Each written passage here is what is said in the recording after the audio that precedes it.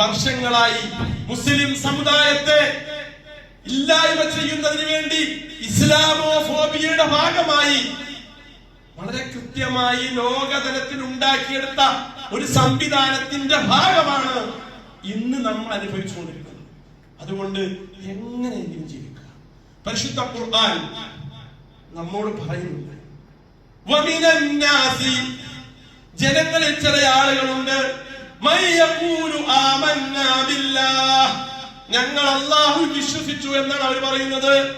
ഫൈദാ ഊദിയ ഫില്ലാഹ്, അല്ലാഹുവിന്റെ മാർഗത്തിൽ അവന്റെ ഈമാൻ ചോദ്യം ചെയ്യപ്പെട്ടാൽ, അവന്റെ ഈമാൻ ചോദ്യം ചെയ്യപ്പെട്ടാൽ എന്ന് പറഞ്ഞാൽ അവനൊന്ന് പരീക്ഷിക്കപ്പെട്ടാൽ, മുഅ്മിനായതിന്റെ പേരിൽ, മുസ്ലിമായതിന്റെ പേരിൽ, ശരീഅയുടെ പക്ഷം നിന്നതിന്റെ പേരിൽ പരീക്ഷണമേൽക്കേണ്ടി വന്നാൽ, ഫൈദാ, അപ്പോൾ ഈ ജനങ്ങൾ ഉണ്ടാക്കുന്ന പ്രശ്നങ്ങളുണ്ടല്ലോ, അവർക്കെതിരെ, മുസ്ലിമായി പോയതിന്റെ പേരിൽ അവർക്കെതിരെ നടത്തുന്ന ഈ പീഡനങ്ങളെ അല്ലാഹുവിന്റെ ശിക്ഷയാണെന്ന് പറഞ്ഞു കളയും.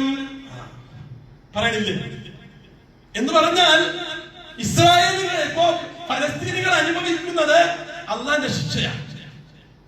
ധാരാളം ആളുകൾ യാതൊരു തെറ്റും ചെയ്തിട്ടുണ്ടാവില്ല.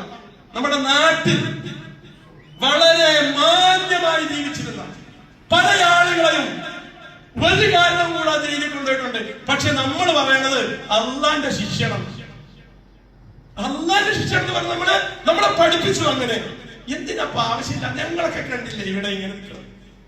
ഇതാണ് നമുക്ക് നൽകിയിരിക്കുന്ന വിദ്യാഭ്യാസം. അത് അള്ളാഹു നേരത്തെ പറഞ്ഞിട്ടുണ്ട്.